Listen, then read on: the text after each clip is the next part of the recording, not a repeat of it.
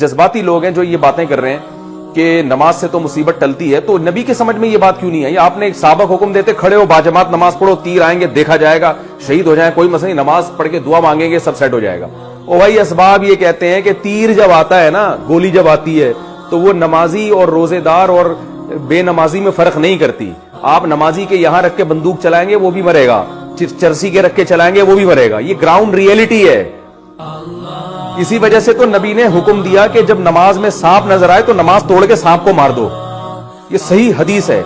یہ تھوڑی حکم دیا کہ نماز میں سانپ نظر آئے تو کوئی بات نہیں، تمہارا ابھی اللہ سے کنیکشن ہے اور نماز بلاؤں کو ٹالتی ہے، تو یہ سانپ کیا بلا، یہ خود ہی ٹل جائے گی، تم نماز نہیں چھوڑنا، بلکہ حکم دیا نماز چھوڑو پہلے سانپ کو مارو۔ کیا مذہب کا بھائی کیا تصور پیش کیا جا رہا ہے؟ یہ جنونی قسم کے جو لوگ ہیں، کیوں مذہب کا بیڑا غرق کر رہے ہو، کیوں لوگوں کو برباد کر رہے ہو مذہب کے نام پہ؟ علم صحیح نہیں ہے تو چپ رہ جاؤ، یہ زیادہ بہتر ہے تمہارے لیے۔ تو یہ نبی صلی اللہ علیہ وسلم کی تعلیمات ہے جو میں آپ کو بتا رہا ہوں۔ اب آپ دیکھیں، آپ صلی اللہ علیہ وسلم نے وہ تمام اسباب اختیار کیے غزوہ خندق میں۔ جب آپ نے اپنی ذمہ داری پوری کر لی، پھر اللہ کی طرف سے معجزے بھی صادر ہونا شروع ہوئے۔ جب صحابہ کرام کو بھوک لگی، یہ بھوک سے بے ہوش ہونے لگے، مرنے لگے، شہادتیں ہونے لگی، یہ حالت ہو گئے صحابہ کے، اب چونکہ ان کے پاس کوئی آپشن نہیں تھا، پھر کیا ہوا ہے کہ ہانڈیوں سے سالن نکلنا شروع ہوا، اور آپ صلی اللہ علیہ وسلم نے حکم دیا کہ بھئی ڈھکن نہیں ہٹانا دیگچے سے، اور صحابیہ کو حکم دیا کہ برتنوں میں سالن ڈالتی رہو اور ڈھکن نہیں ہٹانا۔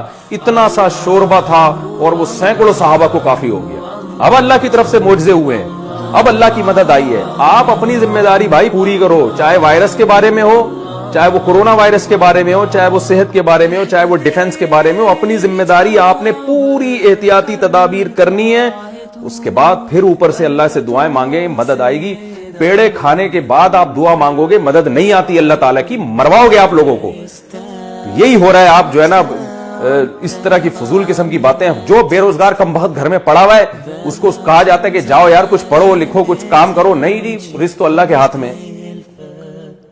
میں دیکھتا ہوں ہمارے ہاں ایک شوگر کے مریض تھے، ہوٹل میں بیٹھے ہوئے چائے پی رہے، چینی آئی تو چائے میں چینی ڈال رہے۔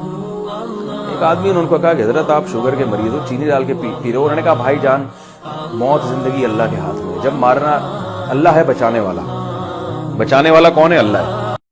تو میں اس وقت چھوٹا تھا، مجھے شروع سے ہی بے عقلی کی باتیں سمجھ میں نہیں آتی ہیں الحمدللہ، تو میرا دل چاہا کہ میں ان سے بولوں کہ مارنے والا بھی اللہ ہی ہے۔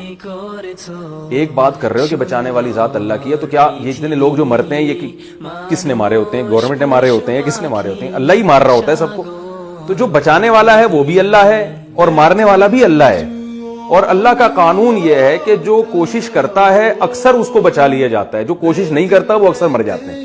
آپ دیکھیں یورپ میں لوگوں کی جو طبعی عمر ہے نا وہ بڑھ گئی ہے، اس لیے کہ وہ اپنی صحت کا بہت خیال کرتے ہیں، اس لیے ان کی جو بوڑھے بہت دیر سے ہوتے ہیں۔ ہمارے ہاں 60 سال کے آدمی کو دیکھو آپ، میں تو سفر میرے باہر ملکوں کے شروع ہو رہے ہیں، بہت کچھ ہم نے ان ملکوں کے بارے میں سنا ہوا تھا، لیکن جب وہاں جا کے دیکھا تو بالکل اپوزٹ پایا ہم نے۔ ان لوگوں کی صحتیں بہت، وہ تو وائرس آ گئے، وہ تو اللہ کا عذاب بن کے جس نے پوری دنیا میں تباہی مچا دی ہے، لیکن جرنلی ان لوگوں کی صحتیں بہت اچھی ہیں، عمریں ان کی لمبی ہیں۔ وجہ اس کی یہ کہ وہ خیال 60 سال میں تو وہ بعض ان میں یہ کہتے ہیں کہ اب تم نے جینا شروع کیا ہے۔ ہمارے یہاں 60 سال کے آدمی کا حال دیکھو آپ، توندیں نکلی ہوئی ہیں، اور اس کی شوگر کا مریض ہوگا، بلڈ پریشر کا مریض ہوگا، اور گردے اس کے فیل ہو چکے ہوں گے۔ ہمارے ایک دوست ہیں کینسر کے بہت بڑے اسپیشلسٹ ہیں، یو کے میں ہوتے ہیں، میں ان کا کئی دفعہ تعارف کروا چکا ہوں، اور ہیں پاکستانی، بڑے نیک آدمی ہیں۔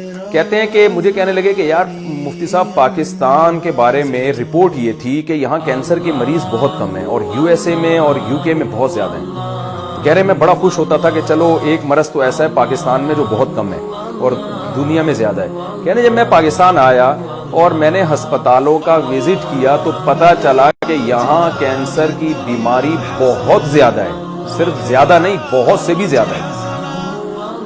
تو کہہ رہے ہیں پھر میں نے کہا یار رپورٹ کیوں نہیں ہے؟ پتا چلا کہ یہاں رپورٹ تیار ہی نہیں ہوتی ہے، یہاں کوئی ڈاکومنٹ بنتے ہی نہیں ہے کہ کتنے مریض ہیں اور کتنے نہیں ہیں۔ کہہ رہے ہیں ہسپتالوں میں جا کے پتا چلا بھائی یہاں تو خاص طور پر بریسٹ کینسر جو خواتین میں ہو تو بہت ہی زیادہ ہے۔ تو وجہ کیا ہے بھائی؟ یہ کیا شریعت کی تعلیمات ہیں؟ کیا صحابہ ایسے تھے؟